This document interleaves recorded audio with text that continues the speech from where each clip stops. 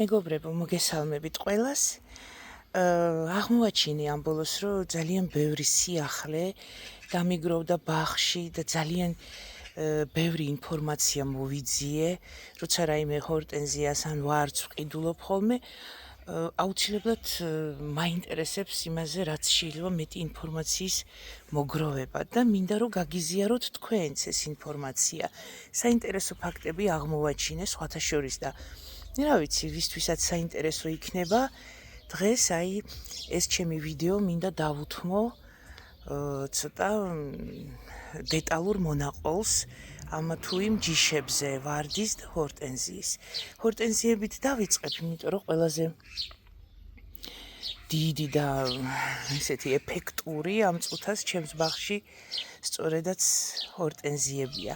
ეს არის მიკავა ჩიდორი, რომელიც პირველად ყვავილობს ჩემს ბაღში და ყოფილა ძალიან საინტერესო ჯიშის ჰორტენზია, არის იაპონური და თქვენ წარმოიდგინეთ, არის ენდემური ჰორტენზია, რომელიც ჰელოვნურად გამოყვანილი ჰიბრიდი კი არ ყოფილა, თურმე ბუნებაში, ველურ ბუნებაში მუტირებული ჯიშია და ეს ჰორტენზია აღმოაჩინა იაპონელმა გოგონამ, მდინარის პირას სეირნობდა, ეს მოხდა კუნძულ ხონსიუზე და რო დაინახა ეს ჰორტენზიები, ტაკუკო ფუჯიკო, მე მგონი, ფუჯიტა ერქვა, ხო, ტაკუკო ფუჯიტა.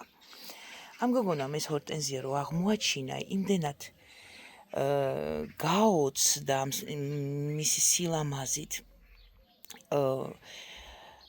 დაარქვა ჩიტის სახელი. ანუ ესეთი ჩიტები ყოფილა მეჭვავიას რიგის ჯიშის ჩიტები, ძალიან პატარები, წინტალა ქვია თუ არ ვცდები მაგ ჯიშს. მოკლედ, ეს წინტალა ჩიტები ყოფილა წყლის პირას გავრცელებული მობინადრე ჩიტები და არიან თვითონ ძალიან პატარა ზომის, მაგრამ აქვს გრძელი ნისკარტები. ხო და აი ზუსტად ამ ჩიტის ნისკარტებს მიამსგავსა ამ ჰორტენზიის მტვრიანები ამ გოგონამ და დაარქვა წინტალა მიკავადან. მიკავა პროვინციას ერქვა. ესე იგი, ეს ისა მიკავა ჩიდორი ხო არის ეს ჰორტენზია და ლათინურად წინტალა ყოფილა ჩარადრი თუ რაღაც ეგეთი მსგავსი, ანუ ძალიან გავს ჩინურ ჩიდორის ფონეტიკურად და ეს ისა მტვრიანები გამოტანილი აქვს ამას, საერთოდ სხვა ჰორტენზიებს, ჰიბრიდულ ჰორტენზიებს ყვავილები აქვს უნაყოფო და ეს მტვრიანები განლაგდება შიგნით, ჩაბრუნებულია ხოლმე და მიკავა ჩიდორის მტვრიანები გამოტანილი აქვს გარეთ. ეს არის უნიკალური ჯიში ჰორტენზიის, რომელსაც აი ესე განიცადა მუტაცია ამ ყვავილმა და მე მგონი ერთადერთია მსოფლიოში, რომელსაც ესე მტვრიანები აქვს გამოტანილი გარეთ. და აი ეს წარმოგიდგენიათ მდინარის პირას ესე ნიავზე რო ირხეოდა ეს ყვავილები, ამ გოგომ წარმოიდგინა ამ ჩიტების გუნდის, მოფარფატე გუნდი მდინარის პირას, წყლის პირას და დაარქვა ესეთი ლამაზი პოეტური სახელი.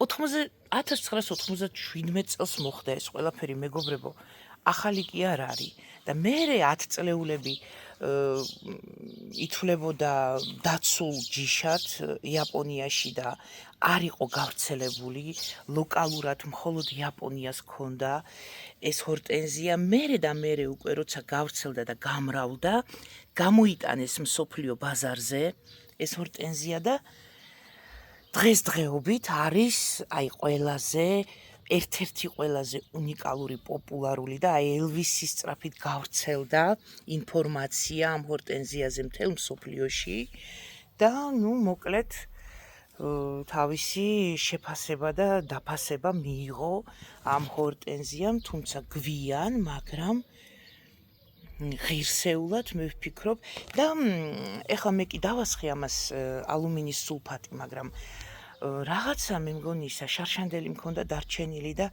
მე მგონი ძალა ქონდა დაკარგული, იმიტომ რომ ეს უფრო ცისფერი უნდა იყოს წესით. მჟავე ნიადაგში აუცილებლად ცისფერ ტონალობაში გადადის. მაგრამ ჩემთან აგერ მოვარდისფროა და არ არის ისეთი აჭრელებული, როგორც ამ ჯიშს ახასიათებს. მაგრამ მაინც ძალიან ლამაზია, ხო, რა სიტყვით? აი ესეთი უნიკალური ჯიშის ჰორტენზია ყოფილა ჩვენი მიკავა ჩიდორი და მე მიხარია, რომ საქართველოშიც გვაქვს და რა ვიცი, ახლა გაზაფხულზე გავეცი ბევრი კალამი და მომავალ გაზაფხულზეც ამოიყრის ბევრს. აი ესეთი შეხედეთ როგორი ძლიერი, ახლა 40 ლიტრიან ქოთანში მიზის და ძალიან ბევრი ამოიყარა გაზაფხულზე. მომავალ წელსაც დავარიგებ კალმებს, რა ვიცი, მე თვითონ ვერ ვაკალმებ, ვერ დავამუღამე ეს ჰორტენზიის დაკალმება და იმედია ძალიან პოპულარული და საყვარელი ჯიში გახდება ჩვენთანაც საქართველოში ეს ჩვენი მიკავა ჩიდორი. დილის 8 საათია და გამოაჭყიდა უკვე მზემ, ჩვენ კი ფუმფულა მიკავა ჩიდორისგან გადავინაცვლოთ არანაკლებ ღირსეულ და ლამაზ გოგონასთან, ჰორტენზია კასუმისთან. ეს არის კასუმი, იაპონური ჰორტენზია, უკვე არაერთხელ განახეთ სხვადასხვა ვიდეოებში. ეხლა ივნისში არის ამ ჰორტენზიის ბენეფისი იწყება მთელი ივნისი, აი ესე ვასო მოხვდი აუცილებლად კადრში. ეხლა ივნისში აქვს ამას ბენეფისი და ყველაზე ძლიერი ყვავილობა. ეს ჰორტენზია შეიქმნა 2011 წელს სელექციონერმა მასახინო ნაკანომ, თუ არ ვცდები მივაწერ, შექმნა ეს სელექციონერი რა მუშაობს ერთ-ერთ უმსხვილეს იაპონურ კომპანია Century Flower Limited-ში. ეს კომპანია აწარმოებს, ქმნის და ავრცელებს ჰორტენზიებს, წლებია უკვე და აი ესეთი სილამაზე შეიქმნა. აი შეხედეთ ცალკეული მტევანი. რამხელაა, ხო? და აი ამ ყველა კოკორმა უნდა იყვავილოს, ვიმედოვნებ. თითოეული ყვავილი არის ორფა, ანუ პატარა ვარდებს უგავს ყვავილები. და კასუმი იაპონურიდან ითარგმნება როგორც დილის ნისლი. და მართლა ესეთი ნაზი და ჰაეროვანი ყვავილები აქვს. აი კიდე სხვა მტევნები რომ ვნახოთ, აი ესე გადაიშალა ლამაზად და ვაიმე, ამ სილამაზისგან უკვე დავიბენი, რას გიყვებოდით, ხო? ეს არის რემონტანტული ჰორტენზია. რას ნიშნავს რემონტანტული? ანუ განმეორებით მოყვავილე, ყვავილობს როგორც წინა წლის ღეროებზე, ასევე ახლებზე. ეხლა ნახეთ, წინა წლის ტოტები მე არ გადამიჭრია და ეხლა ყვავილები გამოისხა ზუსტად ამ შემოდგომით დატოვებულმა ტოტებმა, ღეროებმა, მაგრამ ეს ყვავილობა რომ მორჩება, მერე აგვისტოსკენ ამოიყრის ახალ კვირტებს, ახალ ტოტებს შიგნიდან და იმ ახალ ტოტებზე იყვავილებს უკვე შემოდგომით სექტემბერი, ოქტომბერი. და ეს რო დაიყვავილებს, როგორც მასწავლეს მე, ეს რო დაიყვავილებს, აი ესე უნდა გადაჭრა მარტო გამხმარი ყვავილი, აი პირველ სახ კვირტამდე, აი აქამდე ალბათ, სამ კვირტზე, როგორც ვარც უჭრით ხოლმე. და დავტოვოთ, აი ესე არ მოვაჭრათ ძირში, არ გავსხლათ მკაცრად, თუ გვინდა რომ მომავალ წელსაც აი ესეთი უხვი და ლამაზი ყვავილობა გქონდეს. და კიდე რა უნდა მეთქვა, რომ ეს ჰორტენზია იცვლის ფერს, ნიადაგის მჟავიანობაზეა დამოკიდებული, შეიძლება ესეთი ვარდისფერი იყოს და მჟავე ნიადაგში არის ცისფერი. და ტონალობას აი გრადიენტულია, იცვლის, აი ნახეთ როგორი გრადიენტი აქვს. ჩემი აზრით არის ულამაზესი. ხო, რა უნდა მეთქვა, ვისაც მაინც ჰორტენზიებზე არ გაინტერესებთ, ვიდეოს შუიდან დაახლოებით, აი ბოლოსკენ გადაახვიეთ და იქ უკვე ახალ ვარდებსაც გაჩვენებთ და მოგიყვებით. ძალიან ბევრი ახალი ვარდი დამიგროვდა ეზოში და იმათზეც მოგიყვებით. მაგრამ ამ ჰორტენზიებზე აი არ შემეძლო, რომ არ მეთქვა და არ მომეყოლა თქვენთვის. ეხლა გადავიდეთ, რა უნდა მეთქვა კიდე, აი ნახეთ როგორი აჭრელებული ფოთლები აქვს. მე იმას ვაბრალი, რომ იქ ხის ძირში სრულ ჩრდილში მედგა და მიუხედავად იმისა, რომ რკინის ხელატიც დავასხი, მაგნიუმის სულფატიც დავასხი, რამდენიმეჯერ ფოთლები მაინც ესეთი აჭრელდა, გაუღიავდა. ვფიქრობ, რომ ზემოაკლდათ ბანალურად, ხანდახან მიზეზი ძალიან ბანალურია და გამოვიტანე ახლა ჰორტენზიები მზეში და ვნახოთ აი ერთი კვირა დავაცთი, თუ არ გაუმუქდება და გაუსწორდება ეს ფოთლები, ალბათ მერე კიდე რაიმე საშუალებას, რაიმე ხერხს მივმართავ. ეხლა გადავიდეთ შემდეგ ჰორტენზიაზე, ძალიან ბევრი მაქვს კიდე მოსაყოლი, იმედი არ დაიღლებით. შემდეგი ლამაზუკა, რომელიც მინდა განახოთ, ეს არის იაპონური ჰორტენზია ვანჰუა. ევროპაში გავრცელებულია დასახელებით კალეიდოსკოპი. შარშან უკვე იყვავილა ჩემთან ამ გოგომ. პირველი ყვავილობა ქონდა და წელს აგერ მოუმატა ყვავილობას. მე ვფიქრობ, რომ ცოტა უფრო დიდ ქოთანში უნდა გადამერგო, რატომღაც წელს ვიფიქრე არაუშავს თქო, პატარაშიც წავა, მაგრამ აი შეხედეთ როგორი ყვავილები აქვს, აშკარად უფრო მეტის პოტენციალი აქვს ამ ჰორტენზიას, მაგრამ არ იზრდება მაღალი. აი კასუმის და მიკავა ჩიდორისგან განსხვავებით, ეს არის უფრო დაბალი ჯიში, 50-60 სანტიმეტრამდე, თუმცა აგერ ცალკეული ტოტი რამხელა გამოუშვა. აი ხლა ვაკვირდები და იცით თითქოს აი მზეში რაც გამოვიტანი ამ 2-3 დღეში უფრო გაუსწორდათ შეფერილობა ფოთლების. ნახეთ, აი აქ კარგად ჩანს ამ ჰორტენზიის თავისებურება, არც ერთში სხვაში არ აგერევათ, თვითონ ყვავილი არის შეფერილი და აქვს თეთრი კანტი. თითოეულ ყვავილს ნახეთ როგორი კანტები აქვს გარშემო.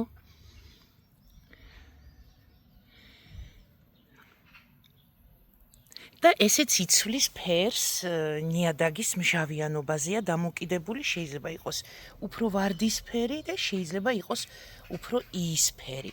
ეს ჰორტენზიაც არის რემონტანტული, ანუ ყვავის განმეორებით, შემოდგომით, ჯერ ეხლა წინა წლის ღეროებზე ყვავის და ამას როგორც კი დავაჭრით დაყვავილებულ თავებს, ეგრევე დაიწყებს მუშაობას ახალი ღეროების ამოტანაზე, ახალი ტოტების ამოყრაზე და შემოდგომისკენ კიდევ ერთხელ გამახარებს ყვავილობით.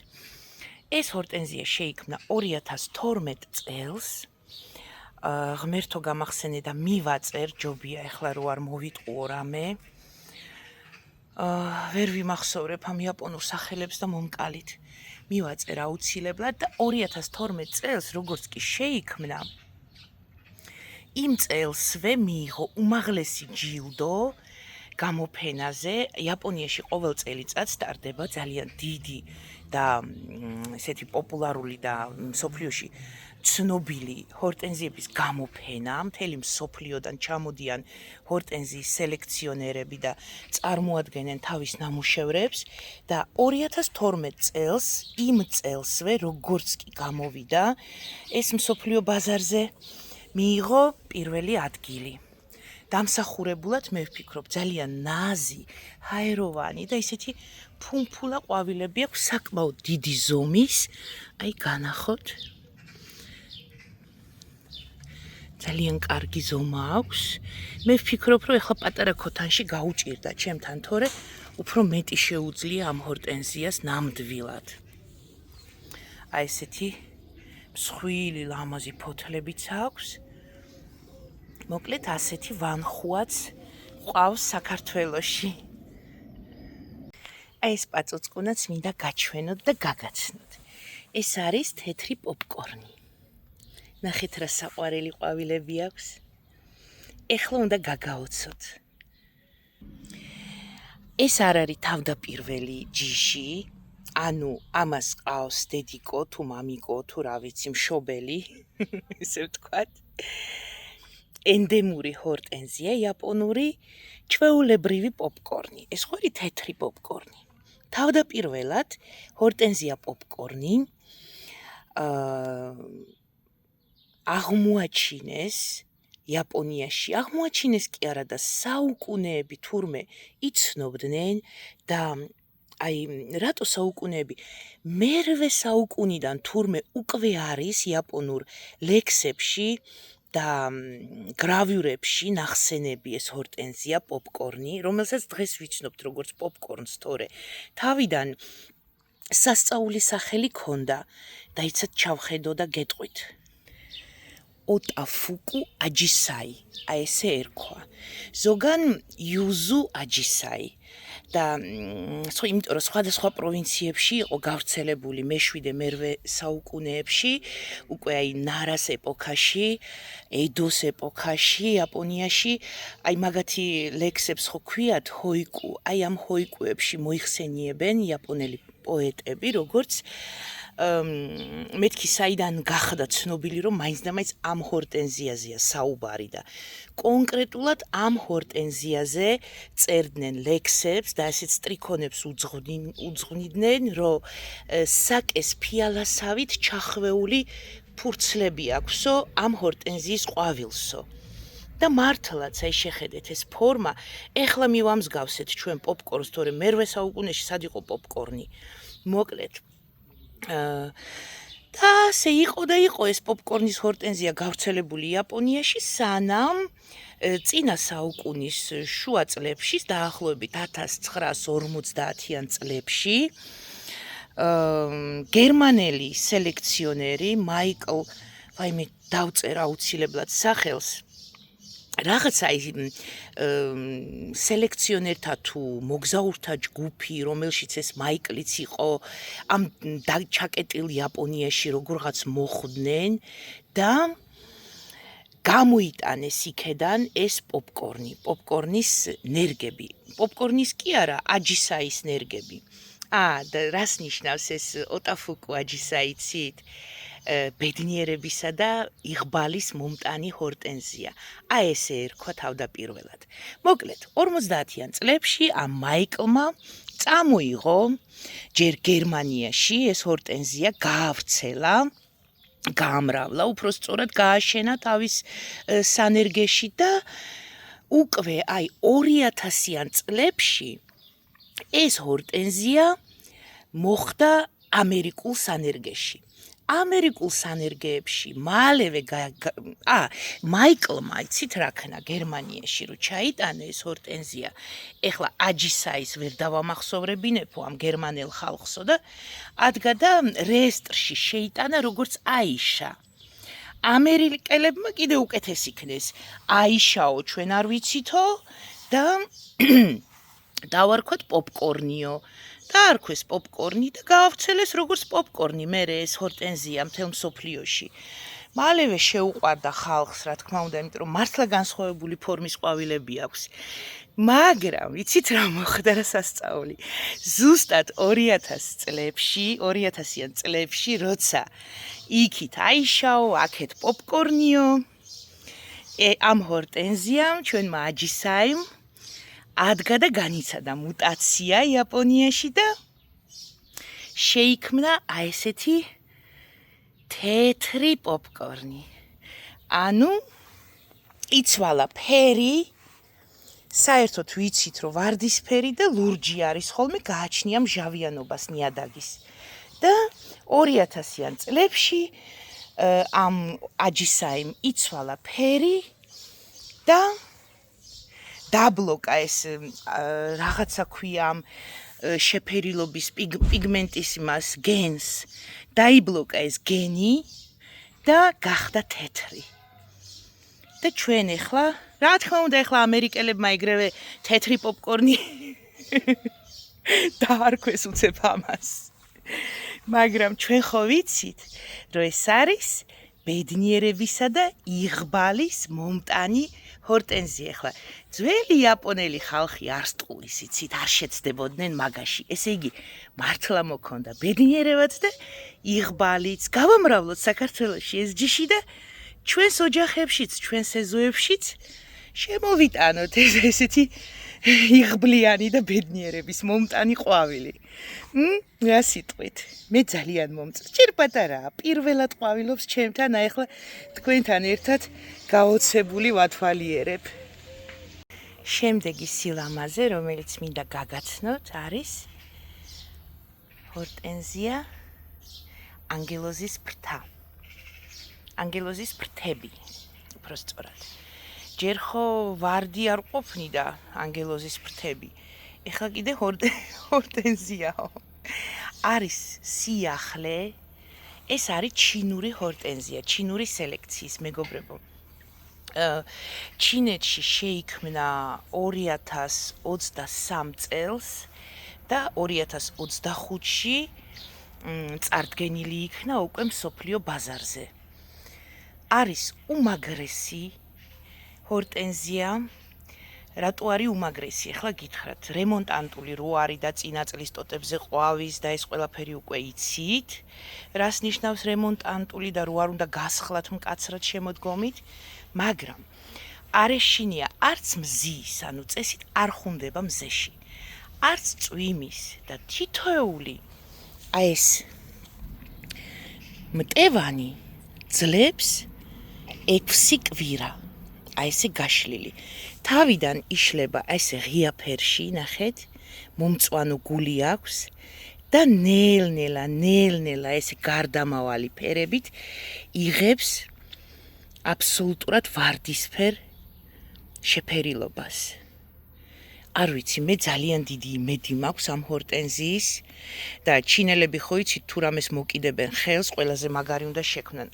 ეხლა გაგეცინებათ ვიცი, მაგრამ მოდით ვთქვათ სიმართლე ჩვენში ახლა მეგობრები ვართ სულ ყველა, რომ ჩვენ მიჩვეულები ვართ წლები, რომ ჩინური ავტომატურად ნიშნავს რაღაცა უხარისხოს, ფინაჩურს, კუსტარულს, მაგრამ აი თქვენ უნდა ნახოთ თავისი შიდა ბაზრისთვის ჩინელები რა ხარისხიან პროდუქციას აწარმოებენ.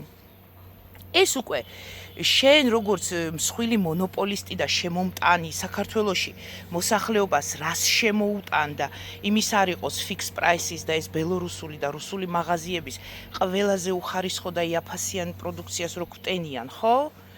და ასაღებენ ჩვენზე. ეგრე კი არ არის. ეს დალოცვილი ტაობაო ჯერ ახალი აღმოჩენილი რომ მქონდა, აი 10, 12, 15 წლის წინ და ვიწერდი რაღაცეებს შიდა ბაზარზე სანამ იყო ჩინურ ბაზარზე გათვლილი მხოლოდ, ეხლა გაიხსნა მსოფლიოსთვის, თორე თქვენ არ ვიცი, რაც კი ოჯახისთვის მე ხარისხიანი და კარგი მიყიდია, ყველაფერი ტაოდანმა გამოწერილი. მართლა, რა ვიცი, შეიძლება არ დამეთანხმოთ ბევრ რამეში, მაგრამ ახლა ჩემი აზრი გამოვთქვი და ეს ჰორტენზია აგერ ამტკიცებს იმ აზრს, რომ ჩინელები მაგარ რაღაცებს ქმნიან. მარტო ჰორტენზიები, აბა სირიუსის ვარდები, რითი ჩამოუვარდება ან იაპონურს, ან ევროპულს, ხო? როგორც ვეჩი უკაცრავად მოდაში შემოვიდა ახლა ჩვენთან ეს სირიუსის ვარდები, ნეტა ვინ შემოიტანა. ვინ გახადა მოდური. მაგრამ ისე სუზისთან სანერგეში ვნახე სირიუსის ძალიან ბევრი ვარდი, ახალი ისეთი რომ არც გამიგია. ძალიან დიდი პოტენციალის სელექციონერები ყავთ, მოკლედ დავანებოთ სხვა რაღაცებს თავი. და ეს ანგელოზის ფრთები, აი შეხედეთ მართლა ფრთებივით არის ფენა დაწყობილი ეს ყვავილები. თითოეული ყვავილი როგორი ლამაზია, აი შრეები აქვს. და უკვე წინასწარ ძალიან მიყვარს, ვიცი რომ ძალიან მაგარი ჰორტენზია გამოდგება ეს.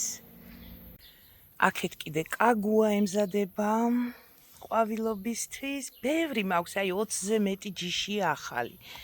ეს მარმარილოა, პირველ ყვავილებს შლის, ვაიმე რა კარგია. როგორი განსხვავებული ფერია, ეს უფრო იისფერშია.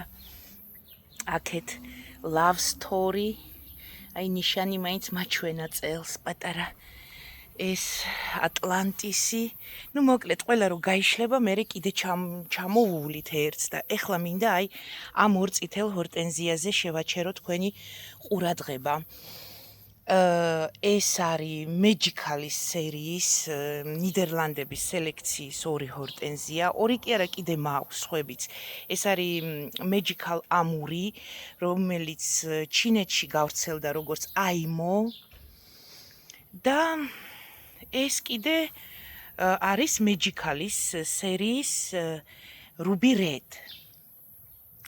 Ruby არის ძოწი. ანუ წითელი ძოწი, შავი ძოწი მაქვს კიდე და მაქვს კიდე Magical-ის სერიის Magic Chocolate, ანუ შოკოლადი. აყვავდებიან და მე დავათვალიეროთ. ეს ორი ჰორტენზია სტაბილურად არის წითელი ფერის, აი ესეთი მუქფოთოლაა ორივე. ნახეთ როგორი ძლიერი ფოთლები აქვს, აი გასანთლულივით. ძალიან და ყვავილებიც თვითონ.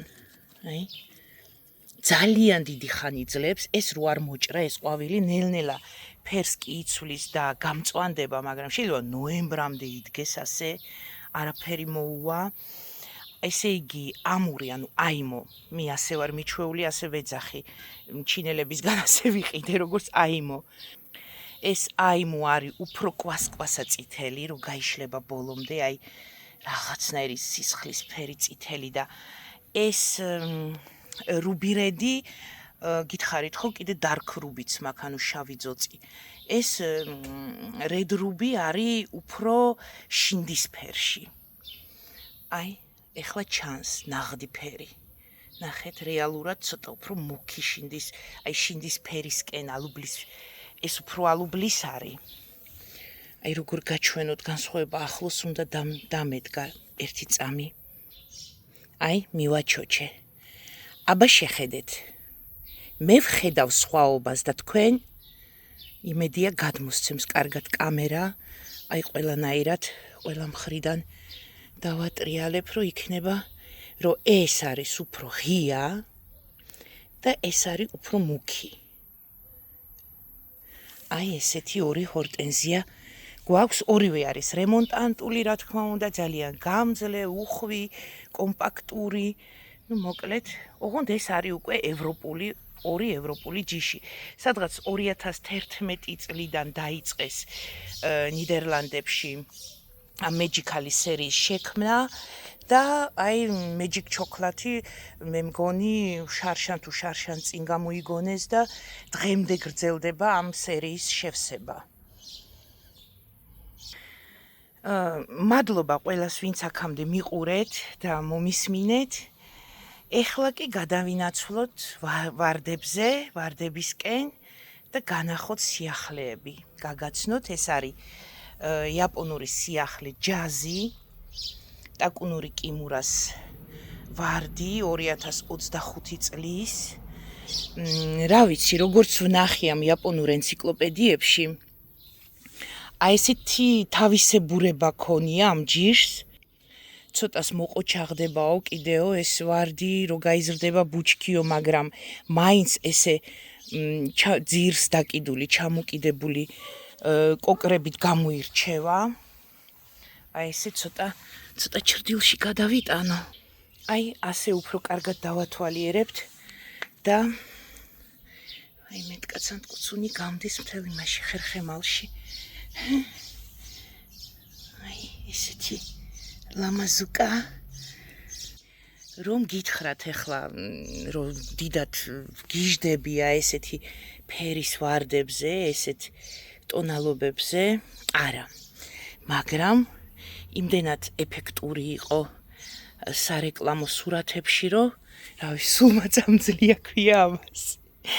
და ჩამოვიდა ერთი პატარა ღერვა, ერთი კვირტის ნასახი ქონდა და იმიდან განვითარდა აი ესეთი ბუჩქი. ეხლა გაზაფხულზე გამოწერილია და ჩარგული. და როგორი სტარტი აიღო, როგორი ყოჩაღი ვინმე აღმოჩნდა ყოჩაღ კიმურას. კიდევ ერთხელ დაამტკიცა ამ კაცმა, რომ თავის სტანდარტებს არ ღალატობს. აი ესეთი გაიშლება კიდე სხვა ყვავილებიც და ვნახოთ ხო დავათვალიეროთ. სუპერი, სუპერი. ეხლა აი შეხედეთ ვინ არის ეს? ვაიმე, ვგიშდები.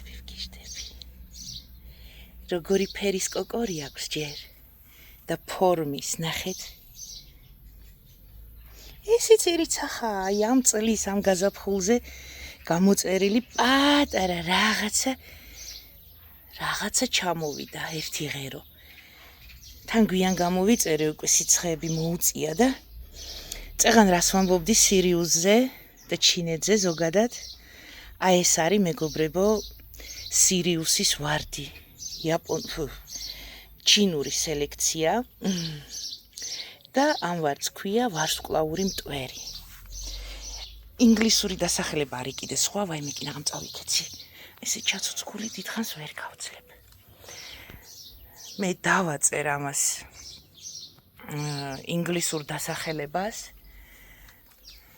23 წელს შეიქმნა, მე 25 წელი მახსოვდა, მაგრამ გადავამოწმე და 23 წლის ვარდი ყოფილა, მაგრამ გამოიტანა გასაყიდად სირიუსმა 2025-ში, ანუ შარშანეს ვარდი.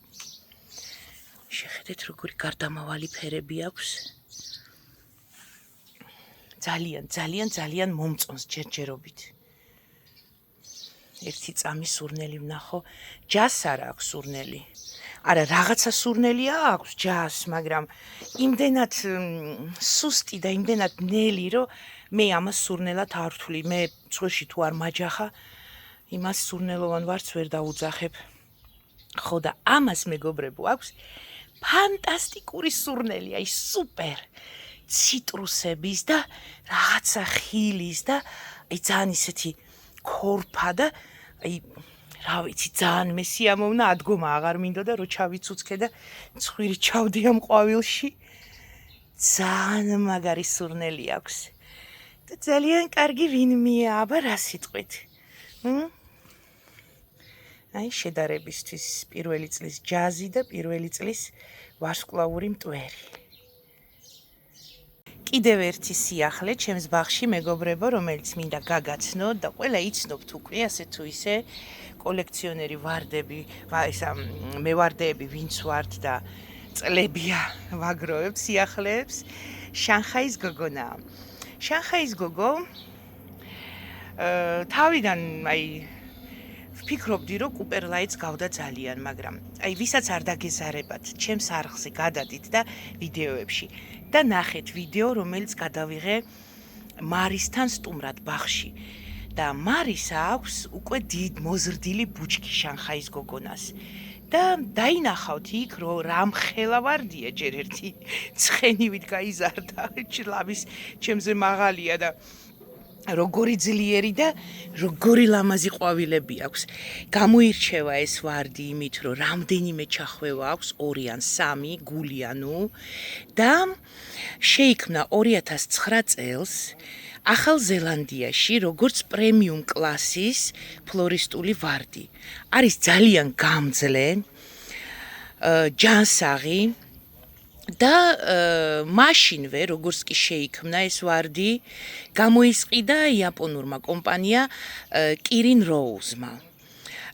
ესე იგი ვარდი შექმნა ფრანკოს როუზში შეიქმნა და გამოისყიდა კირინ როუზმა იაპონურმა სანერგემ კომპანიამ და უკვე გაავრცელეს იაპონიაში და ესეთი პოპულარულობა დაიმსახურა ამ ვარდმა და მინდა გითხრათ რომ ნამდვილად იმსახურებს და ღირსეულად გახდა ძალიან საყვარელი ვარდი იაპონიაშიც და იმ ახალ ზელანდიაშიც. მოკლედ აი ესეთი ამბებია მეგობრებო და იმაზე ვარსკვლავურ მტვერზე აი ამ ვარდს მიუბრუნდები და იცით რა დამავიწყდა მე თქვა რომ არის ძალიან ჯანმრთელი, იმიტომ რომ სირიუსმა ეს ვარდი შექმნა სპეციალურად რთული რეგიონებისთვის, კლიმატური ზონებისთვის, იმიტომ რომ ჩინეთი ხო იცით ძალიან კონტრასტული ამინდებით გამოირჩევა. ხან ძალიან ცივა, წვიმებია, თოვლია, ხან ძალიან ცხელა. აი შეიძლება დღისით 40 გრადუსი რო იყოს სიცხე, ღამე უცებ 3-5 გრადუსამდე დავარდეს ტემპერატურა. ფაქტიურად როგორც ჩვენთან ახლა ამ ბოლოს თავი წარმოვიდგინოთ ჩინეთში. გადავინაცვლეთ. ხო და სირიუსმა ეს ვარდი შექმნა სპეციალურად ასეთი რეგიონებისთვის და უძლებს ყველაფერს. სიცხეს, მზის პირდაპირ სხივებსაც, სიცივესაც, ქარსაც და წვიმასაც. აი ესეთი მაგარი ვარდი ყოფილა. და უკვე გითხარით, რომ აი გამოირჩევა ძალიან ძლიერი სურნელით. და რადგან სიახლეებზე ვსაუბრობთ, არ შემიძლია რომ ეს ვარდი ისევ არ გაჩვენოთ, მოკლე ვიდეოებში უკვე არაერთხელ გადავიღე და განახეთ, მაგრამ ამ პატარა მიმოხილვაშიც მინდა რომ დარჩეს ისტორიას. ეს არის აბრეშუმის ლურჯი ბუშტი, სირიუსის ვარდი. აი ესეთი ლამაზი და ყოჩაღია. პირველი წლის ვარდია, შეგახსენებთ. ძალიან მომწონს. ხო, აი ამ ტონალობაში მაქვს Magic Purple Sirius-ის და ჯისე. ორივე ძალიან კარგად იცით, ეხა მესამეც დაემატა ეს და მინდა გითხრათ, რომ სამივე განსხვავდება. ფერით, ფურცლების აგებულებით, ბუჩქით, ყვავილობის სტილით. ნახოთ აწი რა სიზამენ ახლა ეს არის პირველი წლის ვარდი. აი როგორ ამაღლდა და როგორი ლამაზი ბუჩქი გაიკეთა. ძალიან კმაყოფილი ვარ.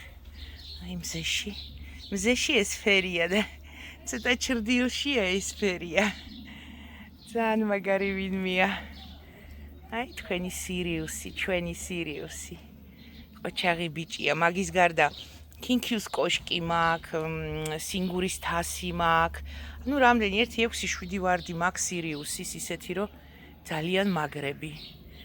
ძალიან ყოჩაღია. და დაგვრჩა სანახავი, მეგობრებო, კიდევ ერთი ვარდი. დაგვრჩა რა, კიდე ქვეყანა ვარდები მაქვს ახალი, მაგრამ ეხლა რაც არის გაშლილი, მარტო იმას გაჩვენებთ. ალბათ მეორე ნაწილიც გამოვა ამ ვიდეოსი და აუცილებლად განახებთ. რა ვიცი, ვინც გაუძლო ეხლა რამდენი ხანი 20 წუთი თუ 30 წუთი გამოვა ეს ვიდეო. რთულია მოსასმენად ამდენი ინფორმაცია მესმის, მაგრამ ჩემთვის როგორი რთულია 40 წუთი თუ 1 საათი ილაპარაკე იარე, გაუჩერებლივ ამდენი დაიმახსოვრე და მოყევი. მაგრამ თან მეზობლებს ალბათ მართლა უკვე ოფიციალური გიჟი ვგონი ვარ. კამერით რო დავრბივარ ამ ტელეფონით და ვიღებ რაღაცებს, გამარჯობასაც აღარ მეუბნებიან, ხელი არ შეუშალოთ გადაღებაშიო. უკვე იციან რომ თუ დავრბივარ და რაღაცას ვბურდღუდებ, ესე იგი ვიღებ. იცანით ხო, ეს არის ლუქსორი. აი ესეთი საყვარელი ვინმეა. იმიტომ გაჩვენეთ ესე დიდხანს, რომ არის პირველი წლის ეგეც და როგორ გაიშალა, აი სად მიდის, რა ვიცი, ტოტები გამოისროლა, კოკრებიც აქვს. კარგი ვარდია, რავი, შარლოტა პერიანს გავს არა? ჩემი აზრით გავს, რავი, შარლოტას არ უქნია სიკეთე ჩემს ბაღში, მესამე წელია ესე ზის, ძალიან უდღეური ვარდი გამოდგა ჩემი ბაღისთვის. და რა ვნახოთ ახლა შარლოტა პერიანი ხო იმის არის KG კუნიედას ვარდია და ლუქსორი არის იმის ტაკუნური კიმურასი, რა თქმა უნდა, ვისი იქნება. ხო და ნახოთ აბა ახლა რომელი აჯობებს, კიმურა თუ KG. ჩემი აზრით კიმურა აჯობებს, იმიტომ რომ ახლა ისეთ თანამედროვე ჯიშებს ქმნის, ის ცოტა მოძველებულია უკვე KG კუნიედა, ცოტა უკვე ესა დაბერდა. მაგრამ რა ვიცი, 90 წლის იყო ჯუნკო კავამოტო და შედევრებს ქმნიდა. იყო და არის, მაგრამ უბრალოდ აღარ აწარმოებს ვარდებს, არ ქმნის თორე. ასაკი არაფერ შუაშია, მთავარია მენტალობა და რამდენად აუწყობ ფეხს თანამედროვე ცხოვრებას. მოკლედ ძალიან ბევრი გამომივიდა, ეხლა მე ზედმეტი საუბარიც დღეს და იმედია ამიტანთ მაპატიებთ თუ რამე არასწორად თქვი და შემდეგისთვის უკვე მოგიყვებით კიდე ახალ ჯიშებზე, ახალ ვარდებზე, ახალ ჰორტენზიებზე, აი ესეთი პატარა ვიდეო ენციკლოპედია დავუტოვოთ ისტორიას და როცა დაგჭირდება ყოველთვის შეგვიძლია მივუბრუნდეთ ამ ინფორმაციას, ისევ დავათვალიეროთ. აქეთ აღარ ჩამოგითვალეთ კოლინ კრავენი, ყველა მიცით პირველად ყვავილობს ჩემს, აი ეს მუნსთოუნი უკვე მესამეჯერ ვყიდულობ. ზაფხულში საერთოდ სიცხეს ვერ იტანს რა, აი ფესვიანა გახმა. ქოთანში მქონდა ჩემი ბრალი ცარი, ქოთანში არ ვარგა. მაგრამ რა ვქნა, ადგილი არ მაქვს. ეს არის სუზიკოს კანთრისანი, იქით არის კიდე ლილიენტალი გაიშლება. კიდე არის საინტერესო რაღაცეები და აუცილებლად დავათვალიერებთ ერთად. ეს არის ჩემი საყვარელი ფლეშინგი და ამით დავასრულებ დღევანდელ გადაცემას. დღევანდელ ვიდეოს. აი ესეთი ლამაზუკა ფლეშინგია. აბა თქვენ იცით. დამიწერეთ კომენტარებში აუცილებლად რა მოგეწონათ, რა არა. თქვენი კომენტარები ამოძრავებს ამ YouTube პლატფორმას და უფრო მეტი ხალხი ნახულობს მერე ამ ვიდეოებს და ძალიან გთხოვთ დამიდექით გვერდში და რაღაცნაირად გავხადოთ პოპულარული რა ეს ჩვენი ისა YouTube სივრცე ქართულენოვანი. თქვენი იმედი მაქვს, კარგად, აბა ბედნიერად.